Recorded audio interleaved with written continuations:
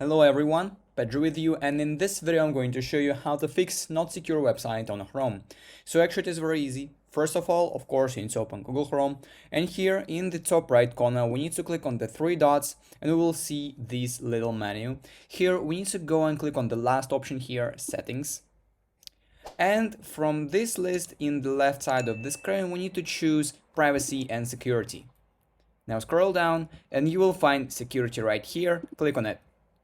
So basically, if you scroll down and find secure connections option here, you will see the option called always use secure connections. So in order to avoid this problem with the websites, you need to turn this off. So basically now Google won't ask you if you want to continue visiting the website if it has not secure connection. So if this didn't work, the next thing I'll suggest you to do is to simply go and choose here no protection. But I do not recommend this because basically Google Chrome will allow every single thing on the internet get access to your computer. So, and the last thing I'll suggest you to do, if everything didn't work, then go back and choose from this list delete browsing data.